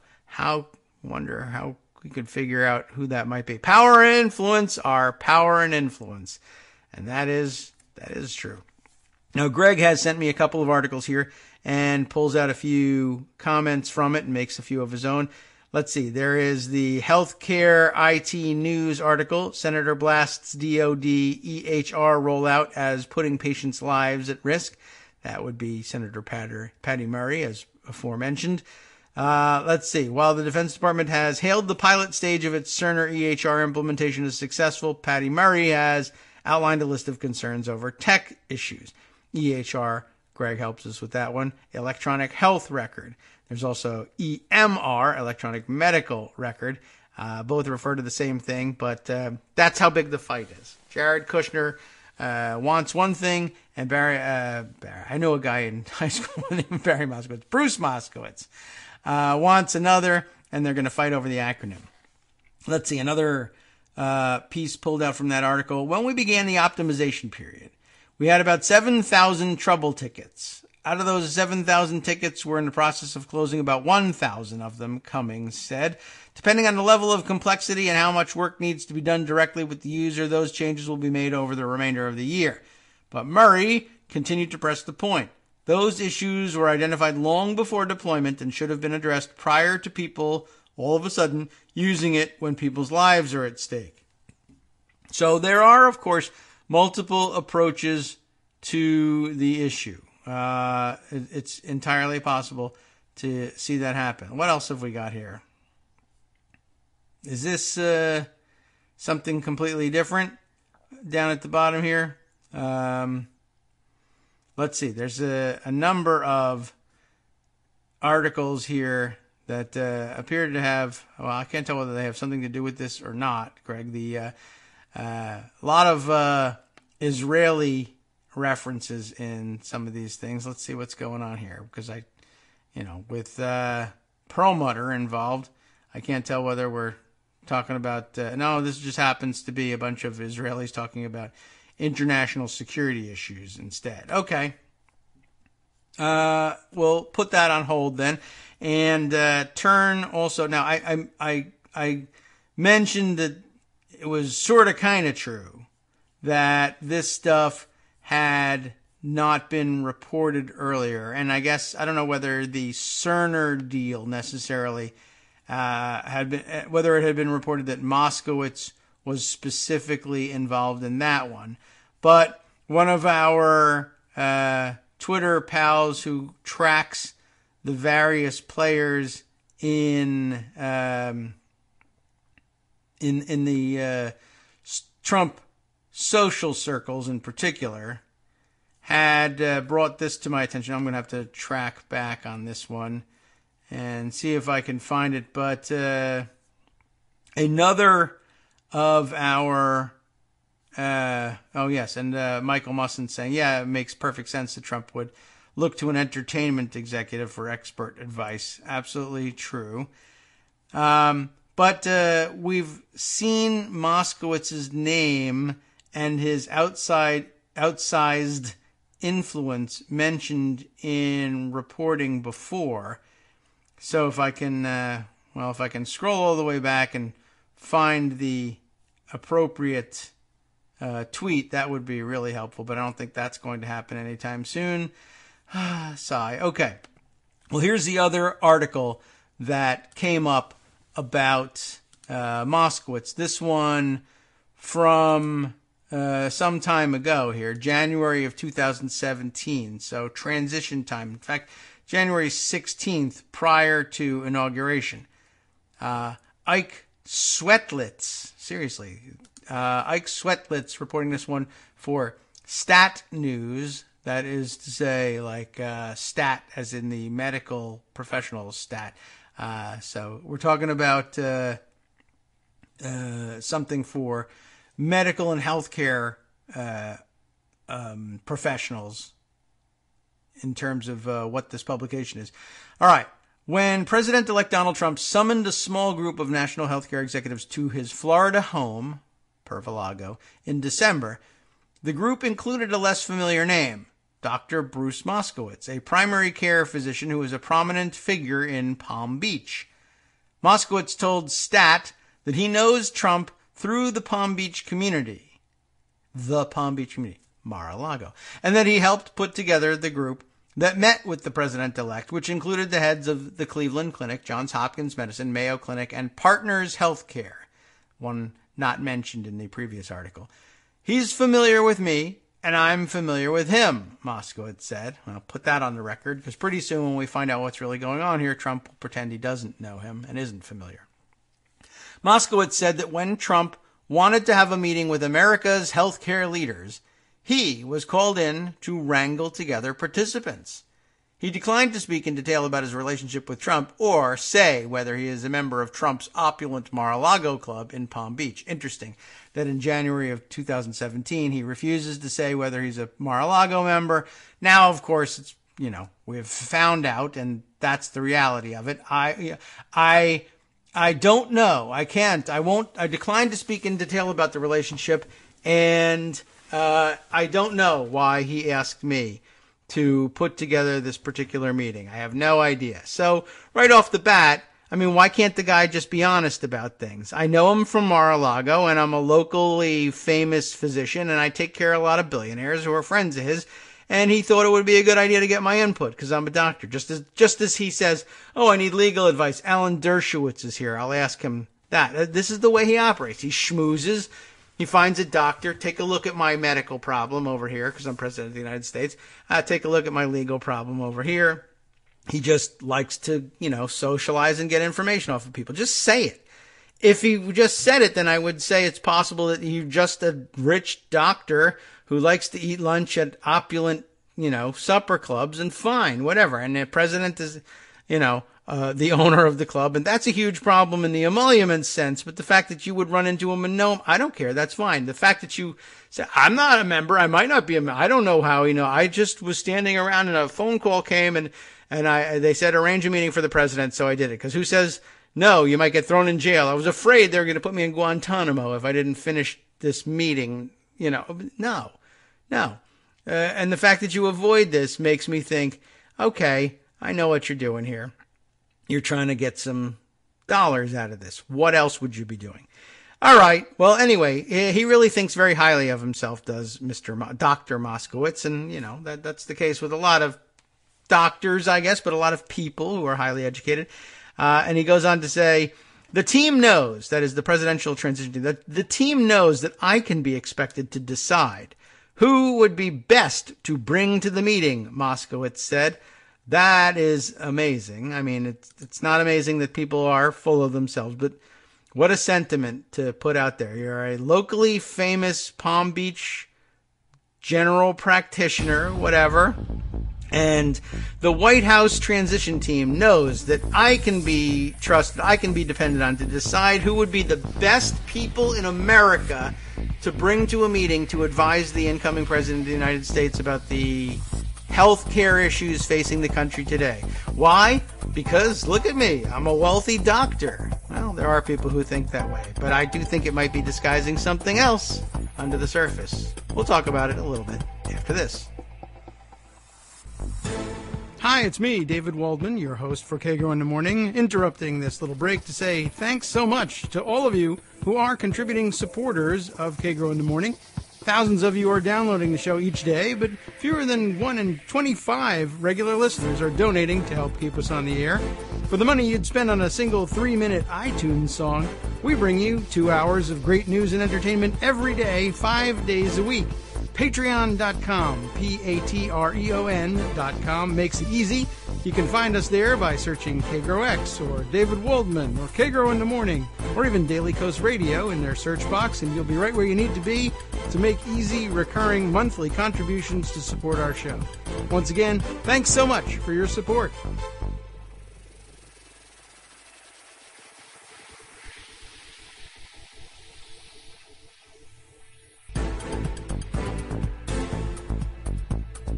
Welcome back now to the Kagro in the Morning Show here on Netroots Radio. And to continue on with just a little bit more of this story, I guess let's also catch up on some comments from the technology side of things as opposed to from the medical side of things. Our good friend and Twitter buddy Chief Beef Loco, tweets as Pryan on Twitter also, has this to say. Let's see, where are we? Let's get back to this one. They said there's a choice. They've got a choice really between Meditech, Cerner, or Epic. I guess 3 big names in the electronic medical record industry. There are no others that will scale for the VA's purposes. Cerner is a bear to update and patch. Somebody wants to get Meditech and Epic into the VA instead is probably, that's I am concerned that might, in fact, be the case. Or perhaps some third entrant that they might own a piece of. But I guess if nobody else will scale to that level, then, maybe the choices are limited. But yeah, I guess we'll eventually figure out which one that it is. He also had said Cerner really does suck, really badly, too. And it basically can't be secured. Yikes. But we won't need Captain Marvel comics and movies to tell us they just want to replace it with some software that they own and or get kickbacks, and that's probably, I think, very likely the case. But we can't prove it yet, but how much proof do you really need at this stage? Okay. Also, by the way, it was Wouter Vanderhorst, Der Wouter on Twitter, who sent me this Stat News article from back in 2017, said, just noting the fact that that is to say, Moskowitz was known, his influence, back in 2017. So, back to the original transition time that they're discussing here in Stat News. Few details have emerged from the meeting. A transition official told reporters that participants discussed veterans' health issues, and Dr. David Torchiana, the Partners CEO, said in a brief interview with a Boston Globe reporter that the group also discussed biomedical research. At Trump's news conference last week, and again, this would be back in December and early January of 2017, he said that 2 of the participants, Dr. Toby Cosgrove, CEO of the Cleveland Clinic, and Ike Perlmutter, CEO of Marvel Entertainment, have been, quote, very involved in veterans' health issues. Moskowitz didn't want to get into the details during his interview with Stat. The 4 people who were there to provide correct responses to Trump's excellent questions, Moskowitz said. He declined to say what those questions were, but they were exceptionally excellent, no doubt. The doctors are, in particularly enthralled to Donald Trump. Weird. So Moskowitz has this to say, provide correct responses. Interesting. So the 4 people that they really couldn't explain being involved in this were there to provide correct responses, because the rest of the people are idiots and only provide incorrect responses. It takes Marvel Comics and me to get the correct responses on the record, and they were excellent questions. So between this guy and the other one who said that Trump was the healthiest person ever elected president, and Ronnie Jackson and his weirdo press conference, are there any doctors with whom he is acquainted who aren't like strangely over the top in their praise of Trump? Although maybe just everybody who gets close to Trump has to do that, or else you're not going to be close to Trump anymore. Moskowitz is kept out of the spotlight. He's never been in it, really. He's not a university professor or a policy wonk, but a physician, and that's great, who has been practicing for decades and made a name for himself. Wonderful. That's how you want it. He is one of the favored general practitioners in town, said Stephen Stolman, an author and designer who lives in Palm Beach. When Stolman was looking for a family doctor back in the 90s, Moskowitz was recommended as, quote, the family physician emeritus of Palm Beach, unquote. Now, this is interesting. Stolman ended up choosing a different doctor for financial reasons, which I don't know what that means. He didn't take my insurance. He's too expensive. What do you mean, financial reasons? I guess that's it. He costs too much. But then you ask yourself, okay, Stat News, you needed a comment about who the hell is Moskowitz. So you went to a guy who lives in Palm Beach, but doesn't use him as his doctor. He's not a patient. He just also lives in Palm. I'm not so certain that's the best source. Although that's interesting that, a nice little anecdote. He's recommended to me because he's the family physician emeritus of Palm Beach. Moskowitz sits on the boards of medical nonprofits alongside billionaires and counts among his patients the owner of the Boston Bruins, Jeremy Jacobs. Minor celebrity, I guess. Moskowitz told Stat that he has personal relationships with many CEOs of medical organizations around the country because they're rich and have houses in Palm Beach. But even his son said in an interview that he was surprised that Moskowitz was in a meeting with Trump. He didn't tell me he was doing this meeting, so I didn't know, said Aaron Moskowitz. I know he's met Donald Trump previously over the years. I didn't think that they knew each other really, really well. I find it entertaining, at least. The elder Moskowitz said that he didn't know why he was chosen to help with the meeting, and that he has no official role within the transition team, and that he doesn't know whether his expertise will be called on again. Moskowitz didn't give money to Trump's campaign, according to federal records, and he twice contributed to Democratic congressional contenders. He's more well-known in medicine than politics.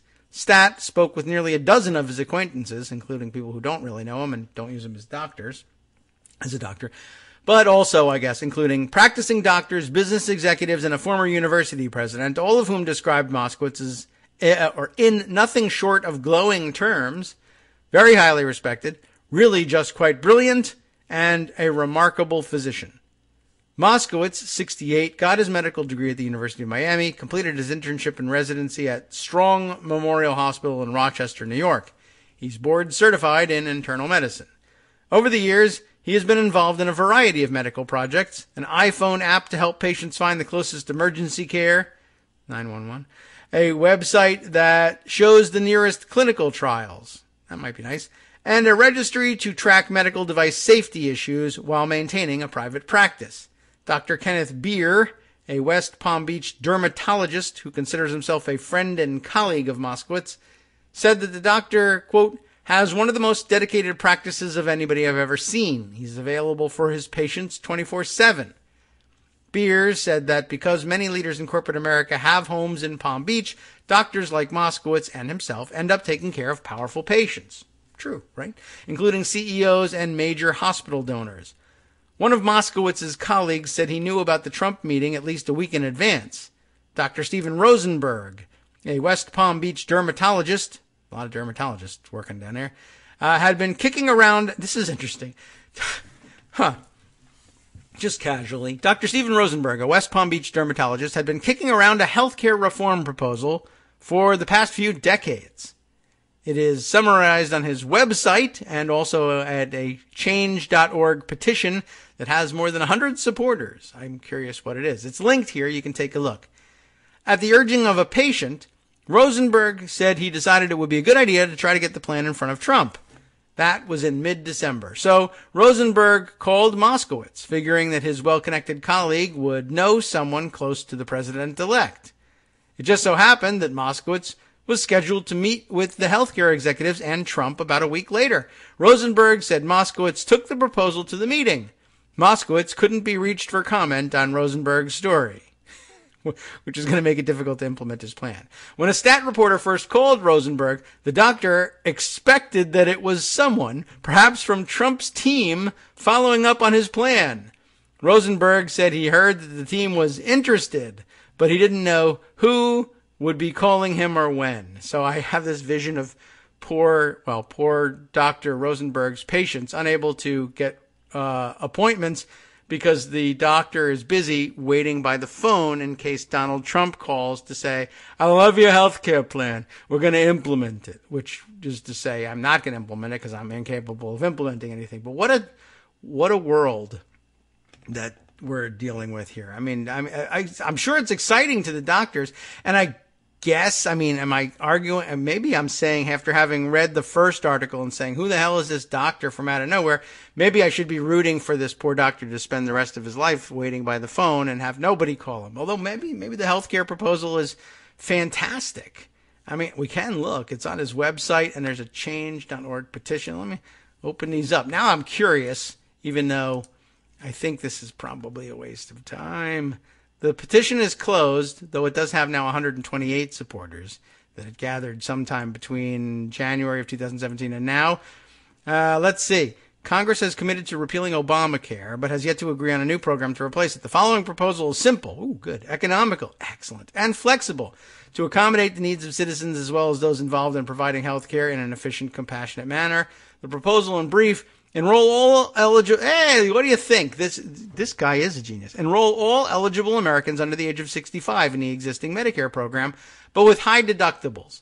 Individuals may opt to 1. Self-insure up to the national deductible amount, or 2. Purchase private insurance to cover costs up to when Medicare would be the insurer, or 3. Receive vouchers or the equivalent Medicare high deductible value to purchase comprehensive private insurance and or enroll in a health maintenance organization providing comprehensive care. Well, okay. I mean, I don't know whether if they call him, he would be justified in saying, you finally called me about my idea or not, but if that's what it takes to get, the idea of Medicare for all, at least some, 65 and over, broached for, isn't that really, actually, is that different from what we have? Did I read that right? So, under the age of 65. Okay, so enroll Medicare for all, essentially, with some variation. I don't know if they needed the dermatologist Steve Rosenberg to come up with that. I'm glad he's been thinking about that. It's a good thing, and I shouldn't discourage him. He's not listening to the show, so I'm not too worried about what effect this will have on his morale. Okay, so there's some other stories. Maybe we'll get to those things too. How about this? Let's do a follow-up since we're obviously in, long story deep dive mode here.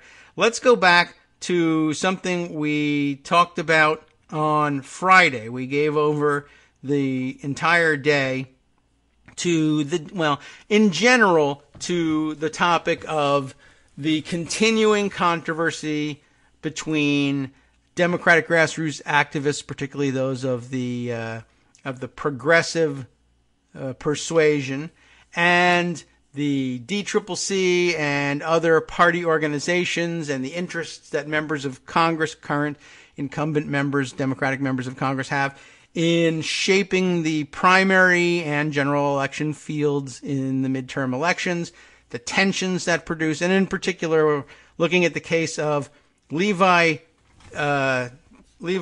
Tillman and his story, and the various ways that you could look at him as a candidate, his approach to politics, where that left him on the spectrum, and whether or not Steny Hoyer was interested in pushing him out of the race because of ideology or practicality, depending on whose side or approach you favor in all of this. I did find this interesting. There's plenty of writing out there about Levi Tillman and his positions and even his background, because despite the fact that I think we were meant to take away from the very brief description that we got of his personal background, that he was just a guy out there who happened to also have served in the Obama administration's energy department, but was from, as you'll recall, a working class neighborhood. And as it turns out, I mean, much of the surrounding area is a working class neighborhood. It's just weird that that's the description of it. As it happens, this article that I picked up here gave me enough hints to take a look at the neighborhood, and there are, it is a working class neighborhood, minus this one rather sizable plot of land in the middle of the neighborhood on which a very enormous mansion really sits. And that's the place. That's where he grew up. Now, a very interesting bohemian existence, and he might make a fabulous congressman as a result of this upbringing, I would say. But here's a different picture that's out there. From the publication Westword, W-O-R-D, we have this article from July 10th, 2008. This is, that by itself, an indication that Levi Tannenbaum appears, and here's why I say that, Tillman, appears in print in an article in 2008, before even Barack Obama is elected president and forms the administration in which Levi later serves. How does this happen? Tannenbaum is mentioned because that's the title of the piece by Joel Warner, Denver's Own Royal Tannenbaums. You remember the movie? Well, they're talking about Levi's family.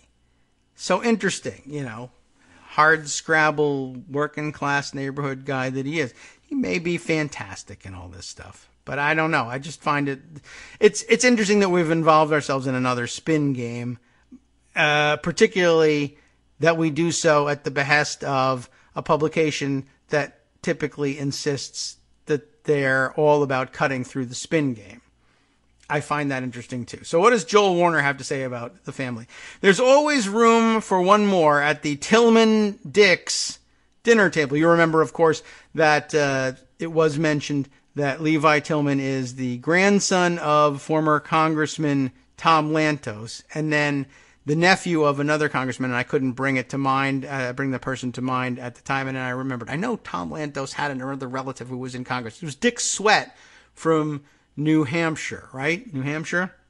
And so I guess he's Levi's uncle. So two members of his relatively close family in Congress, plus, of course, the Dick part of the whole thing, that his grandmother, Nancy Dick, was the first female lieutenant governor of the state of Colorado. So actually, again, interesting point, from a relatively distinguished political family, not the same thing as hard scrabble background working class neighborhood. And okay. Anyway, but yes, note that there's always not only room for one more at the Tillman Dix dinner table, but that the family name is Tillman Dick. And, I guess credit to some extent, or maybe not. I mean, if the name Dick is politically meaningful in the state, maybe you don't want to drop it. But note that, in all the write-ups we were reading on Friday, he was just Levi Tillman, not Levi Tillman Dick. And for the rest of this article, it's all about all of them being Tillman Dicks. Armed with fine silver and blue china, the article continues, because working class. Armed with people can have it. Armed with fine silver and blue china, Shiloh Benson Tillman Dick, 18, carefully sets the lace-draped table, which is large enough for a corporate boardroom. His 11-year-old brother, Zenith Wisdom, meanwhile, wrestles Nordique, the family's Great Pyrenees, into a side room where the volatile beast can't wreak so much havoc. Out from the kitchen glides Charity Sunshine, their 24-year-old sister, holding aloft a heaping serving bowl of pasta she just pulled together. Under the soft glow of the dimly lit crystal chandeliers, noodles are ladled onto plates and passed around to Annette, the prettily perfect children's mother, at the head of the table, and her giggling youngest daughters, Mercina Grace, 16, and Gloriana Willow, 14. So we're getting an interesting picture of the family, right? Another dish goes to Abdul Salem, which is not a clever name for one of the Tillman Dick children. He's the Tillman Dick's latest foreign exchange student, one of about 150 the family has hosted over the years. Remarkable, right? I mean, and it really does make for a fantastic background, probably, for someone to run for Congress. Great exposure to, all manner of cultures, religions, languages, etc. Abdul eyes it suspiciously, by the way, this pasta, and begins furiously fiddling with his electronic pocket translator, struggling for an understandable query over the din of chattering voices. After several failed attempts, pink? The family grasps what he's getting at. Is there pig in the food? Abdul Salem would have that issue, right? No, cries Annette, as she has assured Abdul when he arrived from Libya a few days before he wouldn't have to worry about defying his Muslim faith by eating pork. As followers of the Church of Jesus Christ of Latter-day Saints, Mormons, the family doesn't eat meat. I didn't even realize that was the case. Or partake in alcohol or coffee, for that matter, since they are all discouraged in Mormon doctrine. I had no idea about meat, but I don't follow the Mormon doctrine. She can't blame Abdul for being leery, though, says Annette, laughing, and there's good reason. The day after he'd been told about the family's food restrictions, he'd opened the refrigerator to discover 2 colossal succulent hams.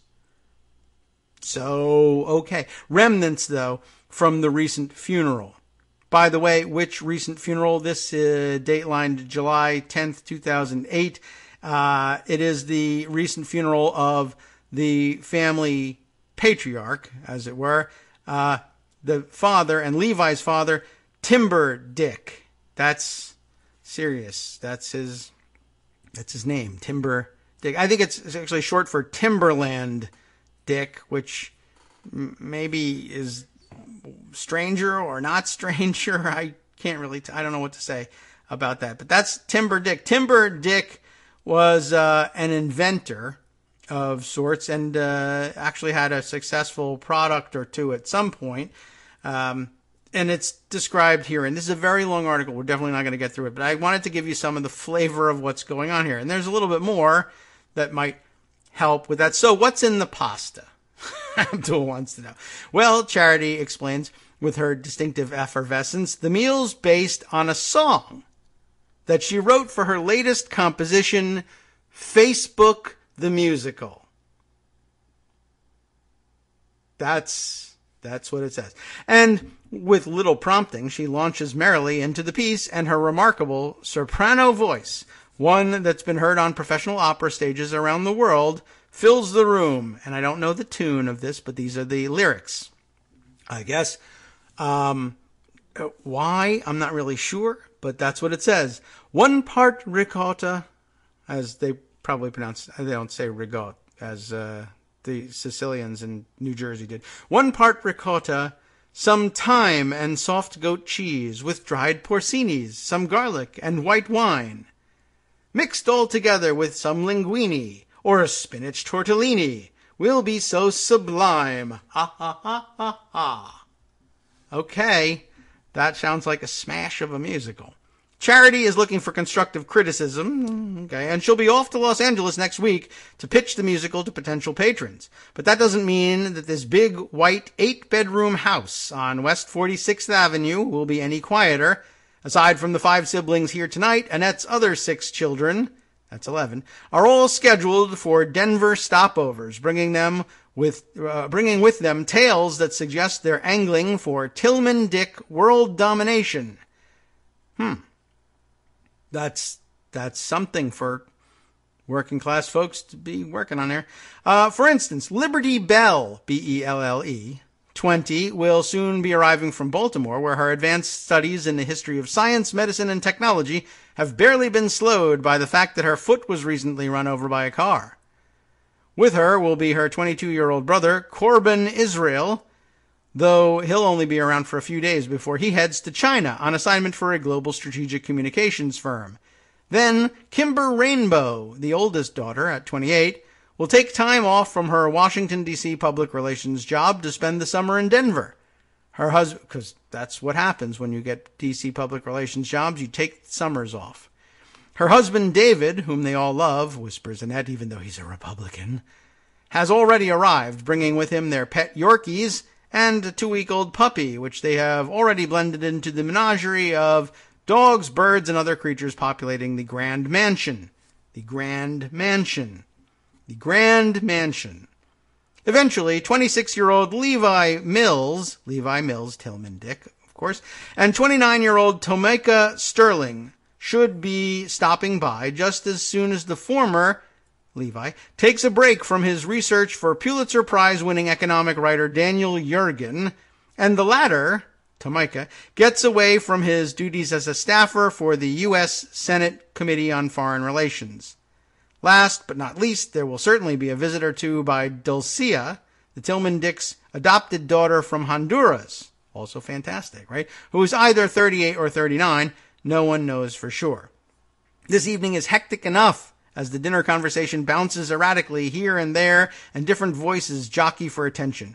1 minute, someone is explaining the macrobiotic diet recommended by dear friend Dennis Kucinich. The next, someone else is chortling about a Samoan village chief, another acquaintance who terrified the children by promising to hold a luau and serve up the pet pot-bellied pig they once owned.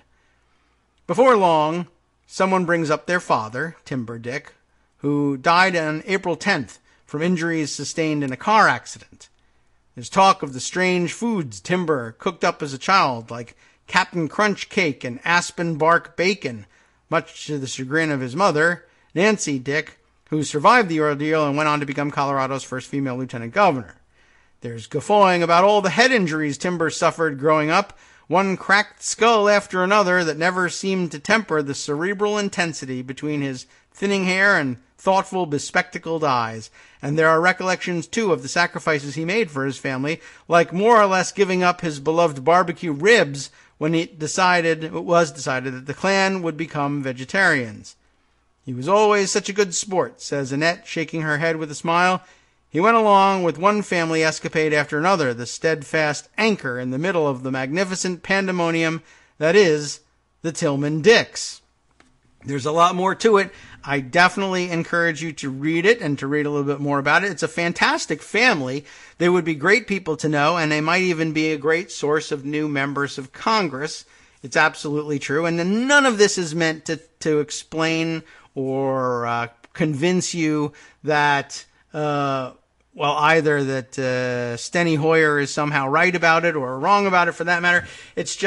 It's very interesting, and it feels like that's an enormous part of what would make him qualified for the job that for whatever reason, maybe just length of the article, is excluded from the background story in The Intercept. And it makes sense to exclude that. The chief issue in the Intercept story is about the confrontation between, or rather, I guess, the taped conversation between Steny Hoyer and Levi Tillman. Although another interesting bit of background, the conversation actually happened quite some time ago, and the story itself of their conversation, which was at the time reconstructed from notes, the recollection of Levi Tillman's discussion with Steny Hoyer, and it was pitched in January of this year, and it really didn't take off. But they've repitched it again, this time, though, oddly, with tape of the conversation, which would, you would think, well, why wasn't that part of the January story? Why did you try to reconstruct the conversation from memory? And I don't know, maybe in January he was embarrassed about having taped the conversation, as Armando suggests he probably ought to have been, and it didn't catch fire, and so now he needs it to catch fire in order to make a last-ditch effort to save the candidacy for whatever reason, and so the tapes are revealed, I guess. That might be it. I don't know. Anyway, I thought that was some very interesting background information to have on the guy. And, at this point, like I said, it makes me think one thing about the reporting at The Intercept, but it might make me think better of Levi Tillman, perhaps, as an interesting person, if not necessarily a better congressperson. We will see. Anyway, time for us to hand over the microphones after this oddball of a show to Justice Putnam, who will be taking over the airwaves with the West Coast Cookbook and Speakeasy next. Lots to catch up on. ESPN host Michael Wilbon has no patience for NFL owners clutching pearls over Colin Kaepernick, but drafting a guy who used the N-word on Twitter when in high school is A-OK. From Daily Kos Radio on networksradio.com. You have been listening to the Kagro in the Morning Show with David Waldman. Even more coming up next. Sarah Huckabee Sanders wasted no time in proving her critics right. The Trump administration's hostility toward the free press gets worse as the DOJ removes the need for a free press section from its guidelines manual. And Tucker Carlson is very upset that women are allowed to report on women candidates. All that and much, much more coming up next.